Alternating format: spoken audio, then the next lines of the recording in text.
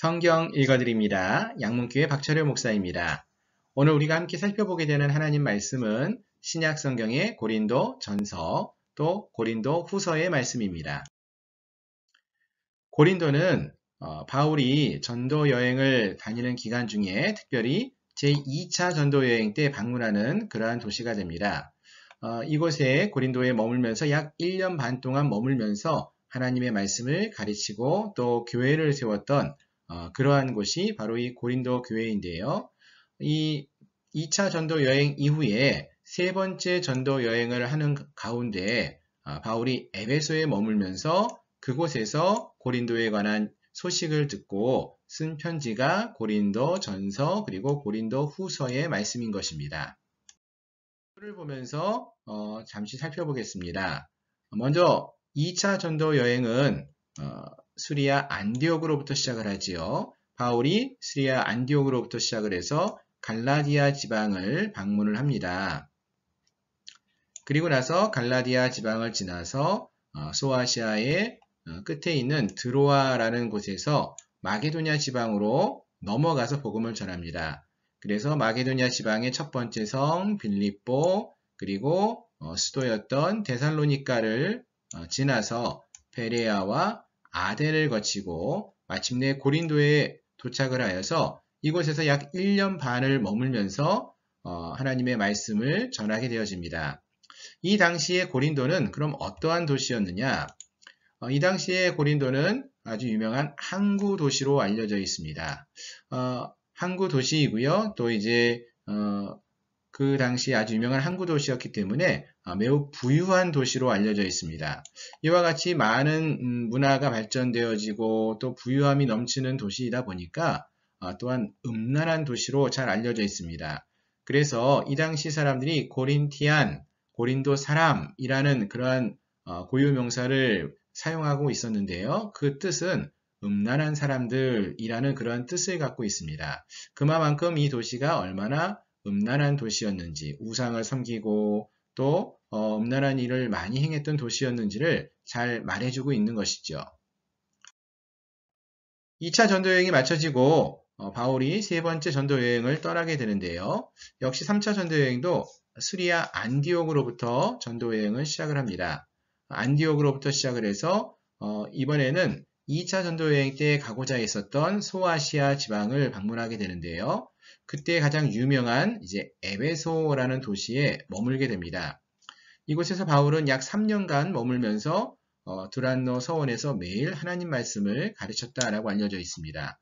근데 이 3년간의 기간 동안에 에베소에만 머무는 것은 아니었고요. 에베소라는 이 도시에서 머물면서 가까운 여러 도시들을 방문하고 말씀을 가르쳤던 것으로 알려져 있고 또 이때에 고린도로 보내었던 디도 또 디모데와 같은 사람들에게 소식을 전해들은 이 고린도 교회의 상황을 이야기를 듣고 이 고린도를 향해서 쓴 편지가 고린도 전서 그리고 고린도 후서가 되어지는 것입니다.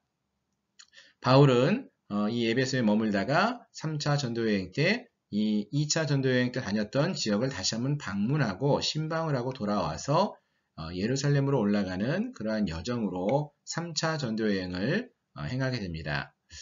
우리가 이 2차 전도여행과 3차 전도여행을 살피면서 이 고린도라는 도시에 주목을 했으면 좋겠고요.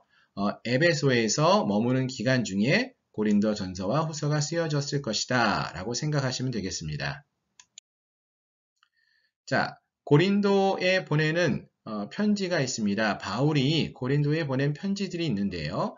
사실 우리가 갖고 있는 신약 성경에서는 고린도 전서와 그리고 고린도 후서라는 두 편의 편지가 우리에게 남겨져 있습니다. 하지만 이 고린도 전서와 후서를 읽다가 보면은 바울이 고린도에 보낸 편지가 최소한 4번 이상이 되어짐을 알 수가 있습니다. 4번까지 되어지는데요. 먼저 고린도전서 5장 9절에 보시면은 너희에게 썼던 편지, 너희에게 쓴 편지라는 그런 표현이 나옵니다. 내가 너희에게 쓴 편지에 음행하는 자들을 사귀지 말라 하였거니와 이렇게 말하고 있죠. 이 말은 고린도전서가 쓰여지기 이전에 이미 바울이 고린도에 보낸 편지가 있었다라는 것입니다. 하지만 안타깝게도 그 편지는 이 첫 번째 편지는 신약 성경에 전해져 있지 않습니다. 쓰여져 있지 않고요. 두 번째로 이제 디모데를 통하여서 바울이 고린도에 보내는 편지가 바로 이 고린도 전서로 이렇게 알려져 있습니다. 그리고 나서 바울이 이 고린도에 이 편지를 보냄으로써 고린도 교회에 있었던 여러 문제에 대해서 지적하고 또 고린도 교회 성도들이 전하고 있는 여러 질문들에 답을 해주면서 이 편지가 고린도 전서가 쓰여져 보내졌는데 안타깝게도 이 고린도 전서가 전해진 이후에도 고린도 교회 안에는 여러 문제가 해결되어지지 않았습니다. 그래서 바울이 고린도를 직접 방문하는 이야기가 있었고요. 방문을 하게 되죠. 하지만 직접 방문을 했던 그 바울에 대해서 고린도가 교회가 바울을 반대하는 일이 있었습니다. 그리고 나서 다시 돌아와서 눈물로 다시 한번 세 번째 편지를 고린도에 써서 보내게 되어집니다. 이 편지는 디도가 전하게 되어지는데요. 고린도후서 7장 6절로 7절에서 그 내용이 나타납니다. 눈물을 흘리면서 정말로 고린도 교회를 생각하면서 그들에게 편지를 보냅니다. 흔히 우리가 눈물의 편지라고 말하고 있는데요. 참 감사하게도 이 세 번째 편지를 디도를 통해서 고린도 교회가 받아서 그 말씀을 읽고 그 이후에 이들이 많은 숫자가 고린도 교회 성도들이 바울에 대한 마음을 풀고 회복을 했다라는 소식을 디도가 전해오게 됩니다. 그래서 그 편지를 받고 기쁨과 감사가 넘쳐서 흐르는 다시 쓰게 되는 편지가 네 번째 편지가 되어지죠. 이 네 번째 편지가 오늘 우리가 함께 살펴보게 되는 고린도 후서의 말씀인 것입니다. 그래서 총 성경에서 고린도에 바울이 보낸 편지는 최소한 4개의 편지가 존재하고 있는 것으로 생각되어지는데 그 중에서 저희는 두 번째와 네 번째 고린도 전서와 고린도 후서 이 2개의 편지만을 현재 신약 성경 안에서 찾아서 읽어볼 수가 있는 것입니다. 자, 그럼 고린도 전서는 어떠한 서신서이냐? 고린도 전서는 여러 문제들과 질문들을 포함하고 있는 서신입니다. 고린도 교회는 참 문제가 많은 교회였습니다. 어떤 문제가 있었는가 하면은 1장부터 4장까지 내용을 보시면은 분쟁의 문제를 다루고 있습니다. 고린도 교회 안에는 여러 분파가 있었는데요. 어떤 사람들은 나는 바울파다, 또 나는 아볼로파다, 나는 게바파다, 베드로파지요. 그리고 나는 예수파다. 이렇게 여러 종류의 파로 나뉘어서 자기들이 서로 분쟁하고 나뉘어져 있는 그런 모습을 볼 수 있었습니다. 또 고린도 교회 안엔 고린도라는 도시 자체가 갖고 있었던 문제였죠. 음행의 문제가 교회 안에까지 들어왔었음을 알 수 있습니다. 그래서 근친상간의 문제, 성적인 부도덕에 관한 문제들, 이러한 문제들을 바울이 다루면서 고린도 교회 안에 있는 이런 문제들에 대해서 지적하고 바르게 할 것을 권면합니다.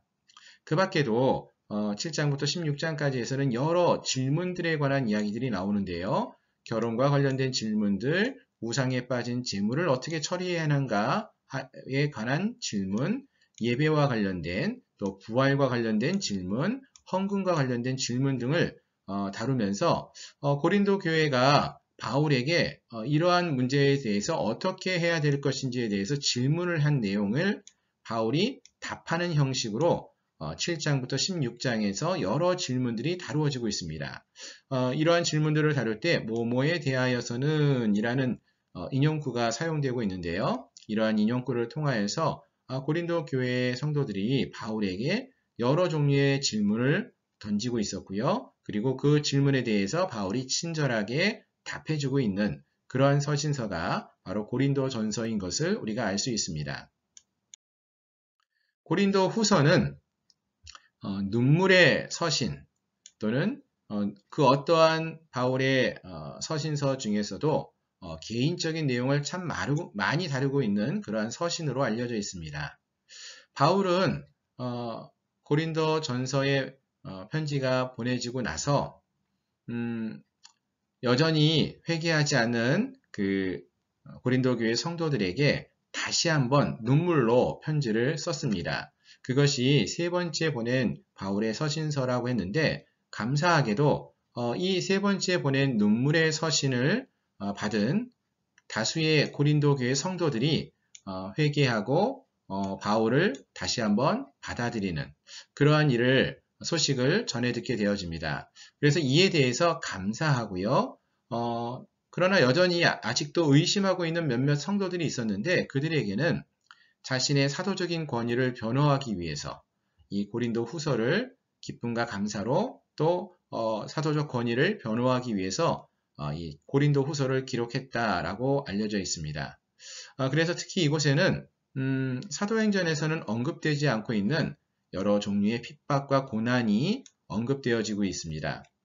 다메섹에서 탈출한 이야기, 낙원에 대한 환상, 또 자기 육체의 가시에 대한 언급 등 아주 자기 개인적인 그런 이야기들도 자세하게 다루면서 자기가 왜 이러한 편지를 써야 하는지 또 하나님의 복음을 증거하는 그 권위를 위해서 사도적인 권위를 변호하기 위해서 이러한 편지를 쓰고 있다라는 것을 우리에게 말씀해 주고 있습니다. 자, 고린도 교회를 살펴보면서 고린도 전서와 후서를 정리하면 좋겠는데요. 사실 병원에 가면은요, 병원에는 언제나 환자들이 많이 있습니다. 제가 한 번씩 병원을 가보는데요. 신방을 가보면은 참 많은 환자들이 병원에 있는 것을 봅니다. 근데 교회에도, 특별히 고린도 교회에는 참 많은 문제가 있는 곳이었음을 알 수 있습니다. 문제도 많았고요. 또 연단과 고난도 고린도 교회에 많이 있었고요. 바울도 그러한 연단과 고난의 시간을 많이 보냈습니다. 하지만 또 기억해야 할 것은 이러한 고린도 교회였는데 이 고린도 교회는 어느 교회보다도 많은 하나님의 은혜와 은사가 많이 있었다라고 알려진 교회입니다. 그렇습니다. 오늘 우리의 교회가 문제없는 교회가 되는 것이 아니라 병원에서 환자들이 많이 있지만 그 병원에서 그 환자들이 그들의 병을 치료받고 회복되어지는 것과 같이 하나님을 통한 은혜를 우리가 경험하고 또 새로워지는 축복의 통로가 되어지는 그러한 우리 교회가 될 수 있기를 소망합니다. 이 고린도 전서와 후서의 말씀을 읽으면서 하나님께서 우리 양문교회에도 이러한 은혜로 또 역사하여 주시기를 소망하며 말씀 가운데 은혜를 받으시길 바랍니다. 감사합니다.